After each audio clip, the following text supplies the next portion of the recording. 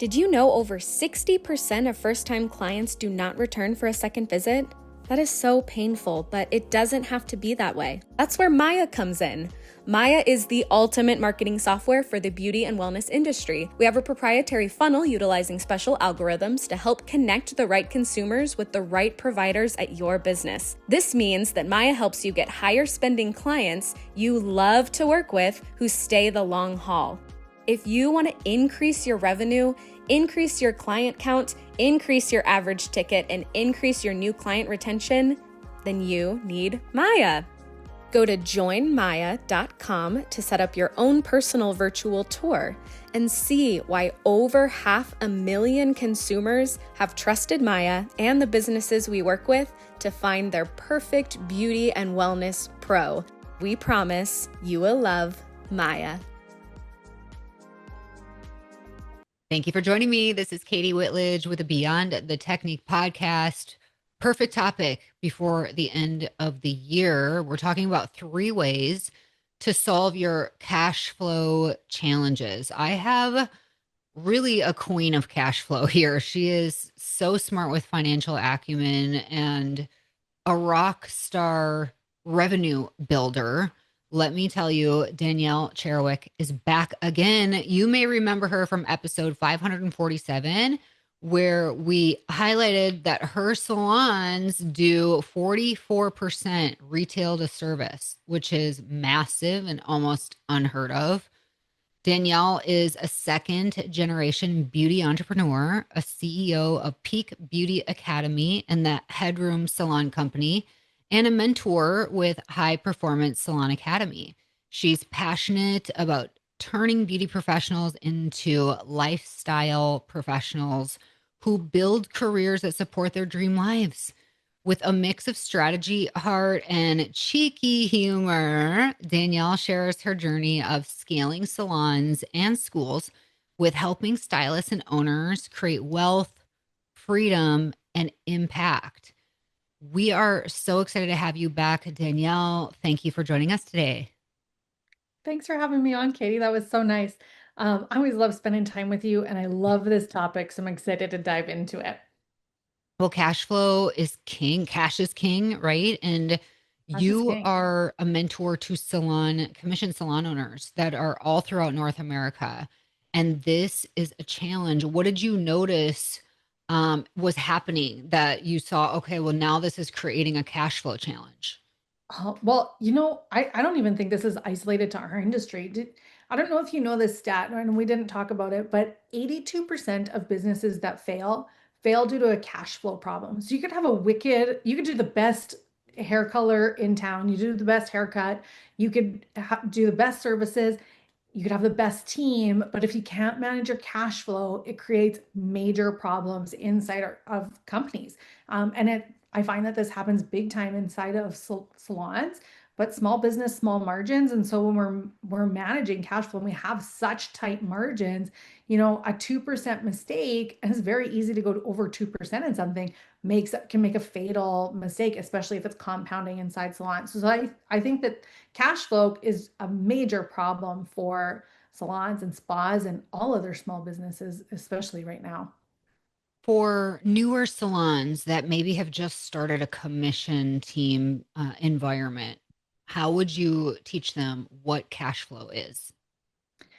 Well, cash flow is everything that's coming in and coming out of your business. And so, we need to really look at like how much money is coming in. We're, the end of December, we probably just had a lot of gift card sales. So we need to hold that cash, for example, like that cash needs to get held so that when those services are redeemed, when those gift cards are redeemed, you've got some money to pay the payroll and the cost of goods sold on those things. And so it's all the money coming in and it's all the money going out. And cash is supposed to flow. It's not supposed to cash and stop. It's not called cash stop or cash out. It's called cash flow. So it flows in and out of your business. And so one of the things that I think people automatically do when we think about cash flow is we think like, okay, I have my sales, I have my expenses, and then what's left over is profit.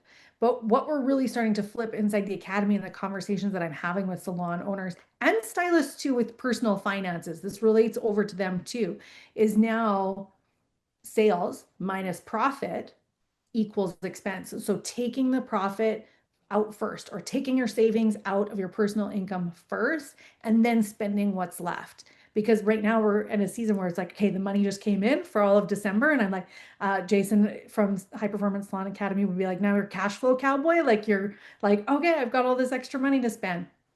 But we need to make sure that we're setting that aside going in, and we're, preparing for the gift card, the gift cards, or if you were giving out, I know a lot of salons do things like pre-book into the new year and you get some bonuses and stuff. So we have that redemption that's coming in as well right now.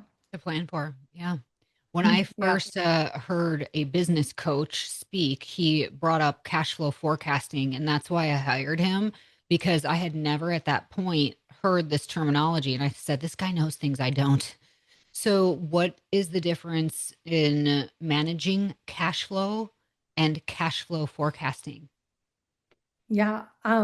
So I think forecasting is more like preparing, like planning for what's coming, which is important. Like we know, in our companies, we can kind of look at like how we are month over month or year over year. We can expect that January is maybe a good month or a bad month, depending on your business. And I think what I see in salons is we all have some seasons that are a little bit slower and some seasons that are a little bit busier. I think that I definitely see salons where January is their biggest month, and some where it's one of their worst. So whatever that is, you're looking at the trends in your business and you're starting to predict like what's coming in. Do I have gift card redemption? Do I have gift card sales coming in? Do I have bridal coming up? Like whatever that looks like. And so you're forecasting and planning ahead for that stuff, where the cash flow is like it's more on a daily, and what I love to see is that we're taking daily accountability and making daily decisions with our money. So we're not waiting to get a P&L from the bookkeeper, because we can't, that's just tracking. You can't change it.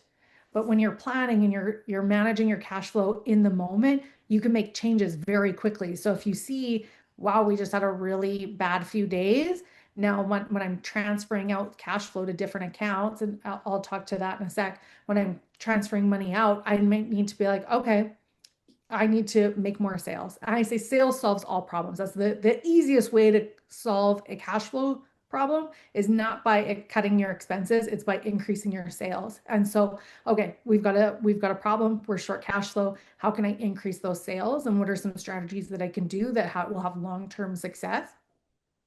And so I would say that's the biggest difference between those.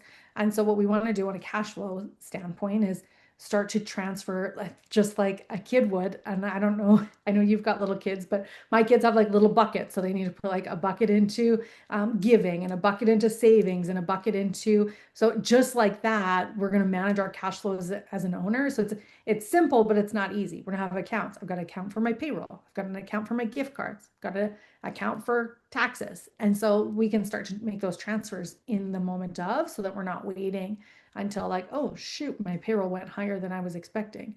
And that's one of the fastest ways I see salons get hit, is like, well, what happened to my payroll? So that's a big expense inside our Yeah. industry.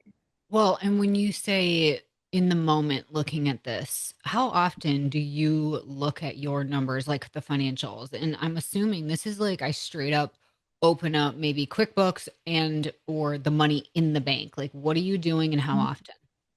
Yeah, I do it once a week. So I just call it like Finance Friday, and I'm gonna log in.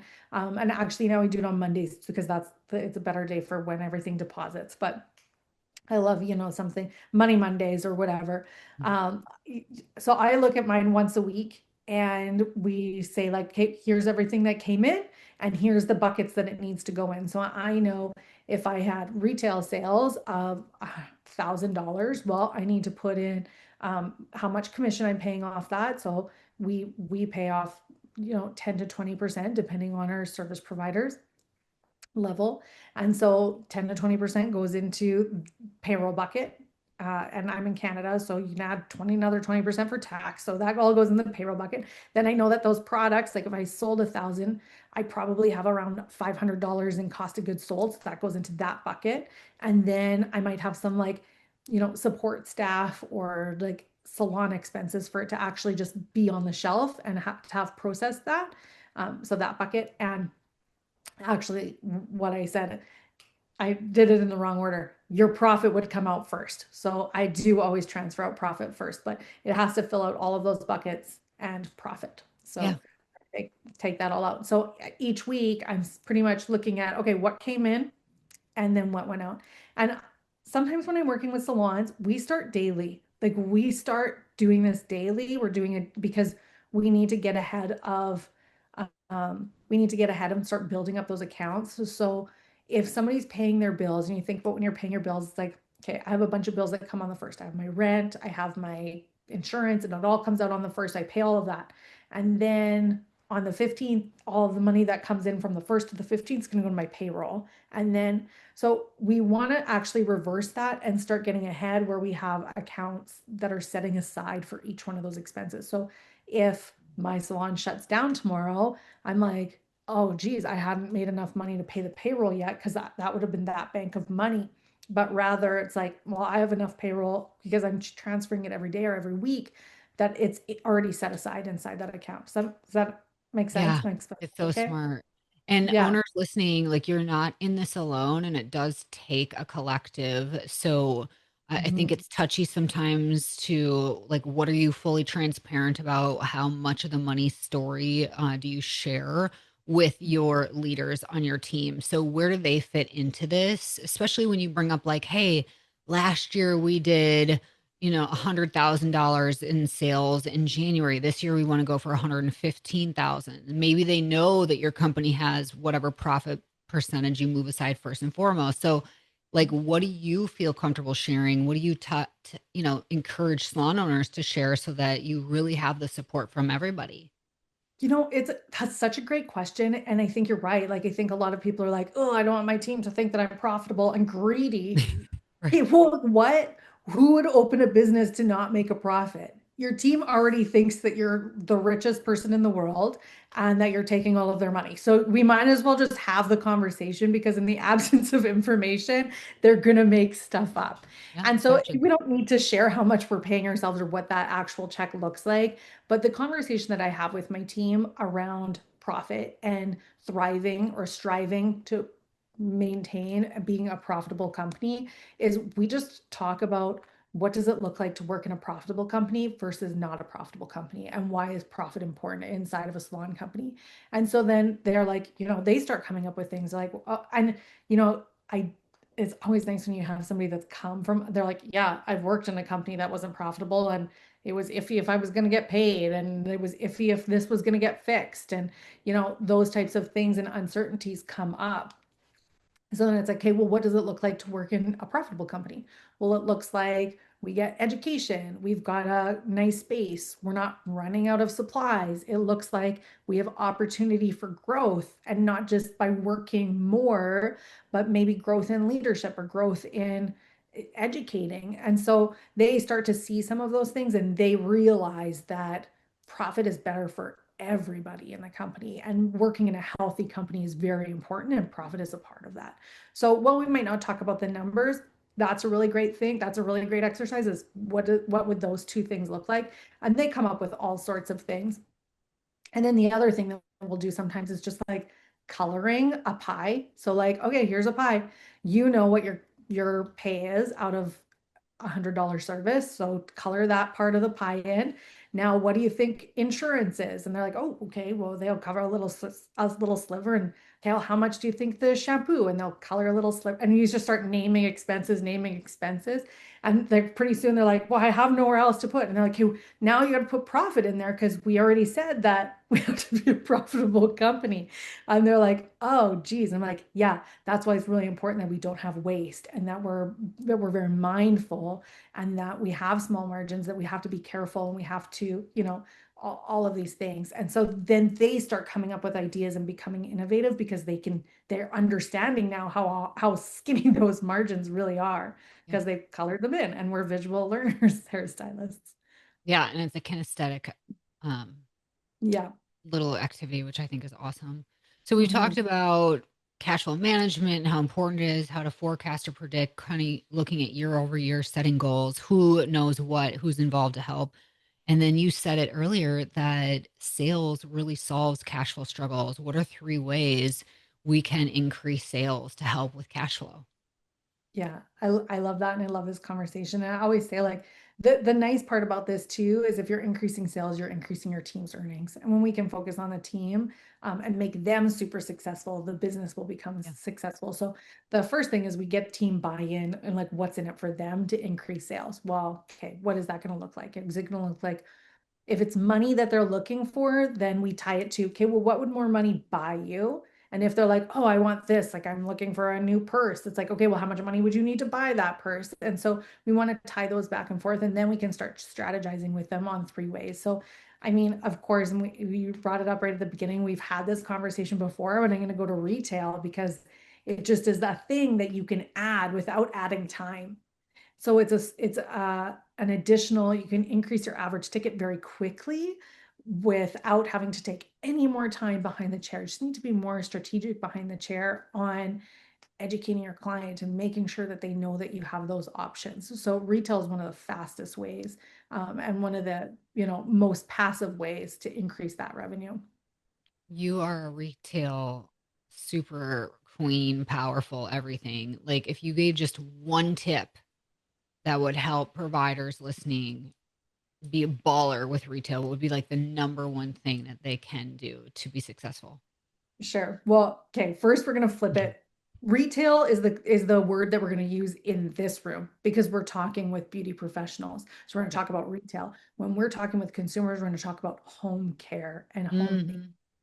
And so one of the biggest differences that we've done is we quote our clients before we start, and we include home care in that quote. And so we're planning ahead and we're like, hey, if you want to have shiny, blonde, healthy hair, like yes, you're going to leave here today, but if you want to have that for the, however long in between, and I know we were talking a little bit about frequency, so this lead perfectly into that, but if you want to have great hair for 3 or 4 months in between, or 6 to 8 weeks would be more ideal in between, you need home care. You have to have a home regime. So here's what it's going to take in order for me to give you those results, but for you to have them longer than just today when you leave the salon. And we quote that right from the beginning. I think that's genius. Well, Thank you. yeah. And you, like you said, that really is the next focus is we need to work to increase client frequency. Where are we coming from? What have we done to ourselves? And where really do we need to get back to? Yeah.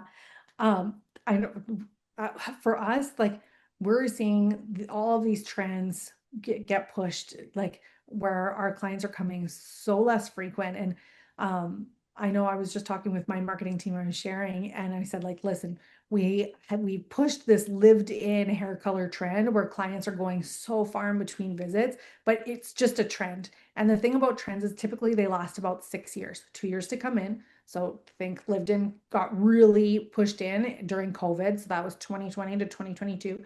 Then 2 years to peak. So 2022 to 2024, and then 2 years to phase out. So we're at the end of that trend of lived in hair color. And now we're the beauty professionals, we're the beauty advisors. And you use this for retail, you can use this for trends. Like it's up to us to influence now our clients what the new trends are. And what we're looking at is regular visits. Maybe we won't see such high maintenance colors. Like I don't think we're going to see like full bleach outs, but we're going to see a lot more brighter hair, regular scalp care, regular blowouts are even becoming. I was talking to a blowout salon owner, Leah Hakeem, and she's a service provider who does 100K a year with 20 clients because their frequency, I know you have to have her on, because their clients' frequency is so short in between each visit. They're coming in regularly. And maybe you don't want to do that service, that's fine, but maybe it's extension touch-ups and getting those regular visits all the time. I know you speak a little bit about having blowouts. I love getting them, but it's like these services that we can offer inside of our salons to supplement and have a regular maintenance appointments. And I think that it's up to us to influence that trend now, and push that because it's time.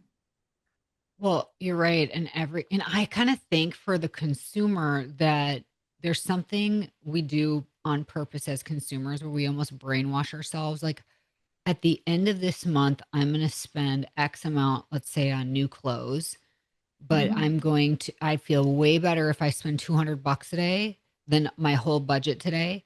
But they might buy from that same exact company. They come back and they build their cart. Oh, I kind of wanted that. And why are they doing that? Because they keep getting emails from their favorite companies. And then they're like, fine, I'm going to go in, I'm going to check it out. So my point is getting your clients on purpose to get their color today. 2 weeks from now, let's do your haircut. 2 weeks Mhm. from then, let's do your gloss. And then we'll do in 3 weeks that a full out project for your color. You know what I mean? You're getting gratuity every single time, but you're also mitigating like that huge shocker ticket in the one big swoop. What do you think about that? Yeah, 100%. And then now you have more beauty budget for home care. So it's just like all of these things, like they're coming to you more frequently. And so all of those little things start to add up and they end up spending more year to date, but it feels more manageable for them as a consumer because you've broken it up. It's a beautiful thing. Like we're seeing lots of stuff like that happen in other industries where it's like, oh, okay, like even with utilities, it's like, okay, well, we know I'm in Canada. So in winter, our heating bill's like astronomical. I'm sure it's the same for you in Wisconsin, but it's really high. And then in the summer, it's very low. And so they're like, hey, you could just go on this plan where it's the same all year. And they kind of take a high average. I'm sure you pay a little bit for it. So you end up paying a little bit more, but at least you don't have those high ticket shocker bills that, you crack it open and you're like, oh, I'm going to vomit. And now it's Christmas and, all of those things or whatever.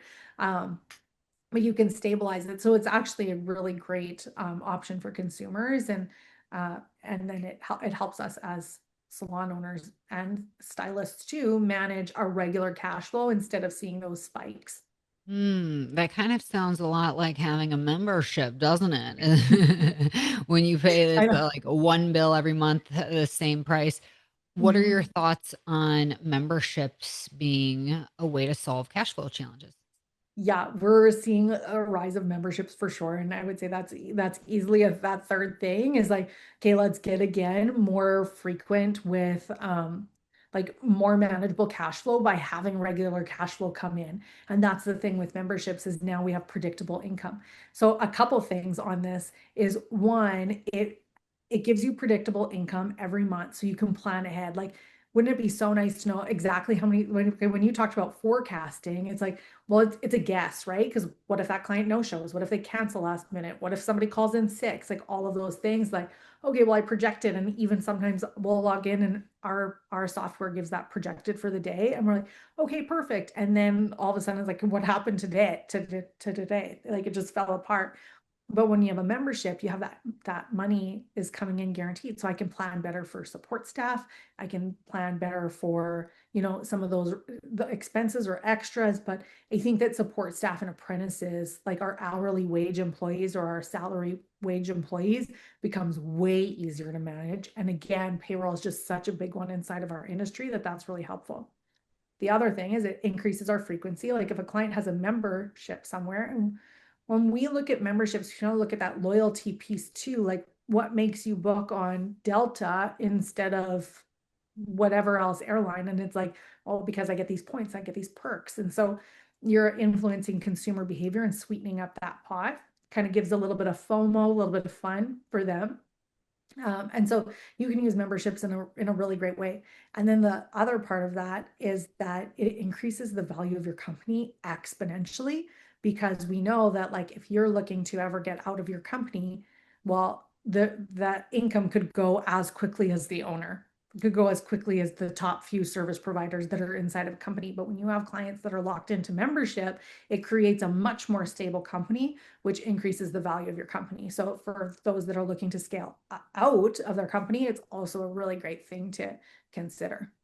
What kind of memberships have you seen really be the most successful?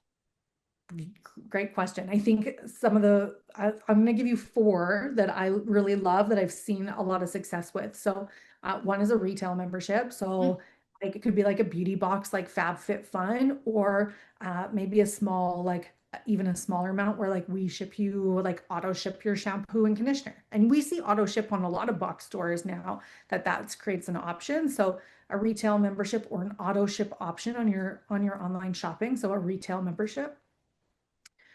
Root touch-ups. So getting into that regular maintenance, you get one root touch-up a month or something like that. And then, lots of these memberships will have like a few little perks that are value add to increase the behavior that we want to see inside of our company. And when you're picking a membership, that's what you want to look at. Like, what is the behavior that you're looking to see? Is it increased frequency? Is it more retail? Is it, you want to be strategic and have a desired outcome. So root memberships have been a really successful one. It's simple, it's easy to manage, it's kind of like a predictable service. Blowout memberships is always a really good one. We do blowout series. So those have become really popular for us, where we do like, five, like they're one price, but if you buy 5 at a time, it's better. Mm. And that's where we started. And then this year we launched a membership now. And our membership, which is the fourth one, is like a beauty bank membership. So I have a level system inside my salon. So it was really hard to be like, okay, well, my clients don't want a root touch up with an apprentice. They want a root touch up with a level 5. And so that's where it was like hard, because I didn't want to have to handcuff a client to a lower level stylist in order to offer a service. So ours is a beauty bank membership. So essentially they get a few free perks and a few added value items if they commit to an online, like a monthly uh, a monthly purchase into our beauty bank. So essentially, like, ours are 50, 150, and 250. So we have 3 levels. And when you're doing memberships, I would highly encourage your main level and then a level down and a level up. So 3 is good. So our main one is $150 that they would pay into it each month, and then they can use that on products and services. So it's almost like they plan. And on that consumer behavior, our clients come in and they're like, I have $150 of free money. That's girl math. I have to spend that today. So they have a really great time with that too. And some of the perks that we include with that are they get double points when they buy retail now. So then that puts us at about a point system that's similar to the Sephora Rouge program, because we want to move that into our own business. And they also get, depending on their level, they get blowouts with our new talent. So those are tied to a new talent stylist, which allows us to build up our apprentices and gift our clients with an upgrade. I think it's all genius. And I love that.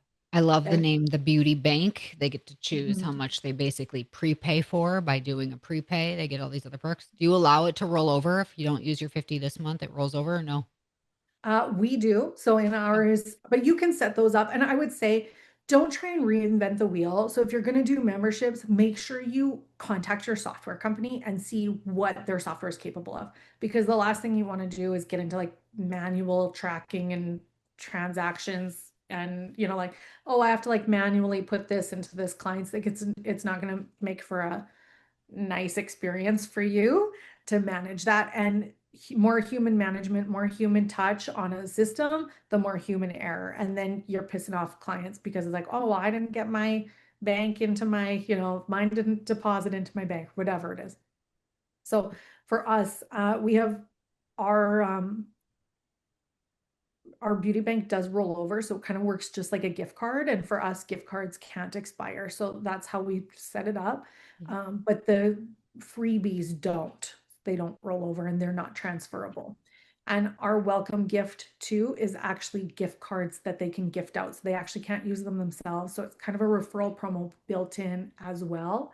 And that now, depending on the level, sort of at that medium level, they're getting 4 $30 gift cards, and we make them up like a gift to gift out. They can't use them for themselves. They have to gift them out. And then in order to cancel, they need to pay us back for those. So there is a cancellation fee. So I didn't want my team to have to fight with them. Like if somebody wants out of a membership, that's fine. It's a 12-month commitment. But if they cancel before 12 months, they just pay us back for the, welcome gifts, which are some gift cards and little things like that, and they can go out. We also have an option to pause for up to 2 months. So those are kind of the fine prints, but if somebody wants to look at ours to get inspo, there's a lot of different ones. You use ChatGPT and play around. Like I said, talk to your software company and see what you use. But ours is called the Headroom Club, and it's right on our website. All the details you could take a look. And I'm sure as a professional, you'll be able to read between the lines and kind of see how things like what it actually means. There's a full FAQ and all this stuff right on there. Well, I will absolutely include that in our show notes. But I do know what a heart you have for beauty industry professionals, and such a heart that you joined a very special project in writing a book called Prove Them Wrong. Tell us about this project and this new book that is now live and available for everybody. Thanks, Katie. Yeah, Prove Them Wrong is by Jason and the High Performance Mentors. There was 11 of us. So writing a book with 11 people was it was so much fun. It was very collaborative. And ultimately, just what I said before, like the fastest way to have a successful business is to make sure that your people are successful, and that feels the best too. And so it is a pathway for a service provider. It's not, it's, I mean, owner, it's for sure. I think there's owners can get a lot of it, but it is very much for a service provider. It doesn't talk about like, how do you move from a service provider to ownership? It is like, how do you become a 100K service provider, or what we call in the book, a lifestyle professional? Because 100K is not, I mean, it's a sexy number. And I think it's a buzzword inside of our industry, but it's the lifestyle that goes along with that. So how do I make a bigger impact? How do I spend more time with my family and still have a rocking career? And so it's really a pathway, and it'll take their service providers on a journey from, just starting out as an apprentice all the way up to that six-figure lifestyle professional status. Well, I'm going to include in our show notes a link for all of you listening to go get your hands on that book. That could be a perfect new year, beginning of the year gift for your salon or spa team. So I love that. Thank you for sharing that. Before we're done, Danielle, any final words of wisdom for owners as they navigate sometimes these ebbs and flows with cash flow? Yeah, I mean, I think we all go through it. And I think one of the biggest things that I would say is ask for help. Like, if you're not already a part of a community, or have somebody like a mentor that you can reach out to, and please, if it's me, feel free, message me. I'm happy to connect with you on social media. It's just Danielle CHEREWYK. But and when we think about how we feel when we help somebody, like it feels good. Like, do you feel good when you help somebody? If somebody's like, hey, can you help me with this? You're like, oh, I'm so honored. Like, if we don't ask people for help, we're actually robbing them from that opportunity of feeling good. So if you want to help somebody feel really good, ask them for help.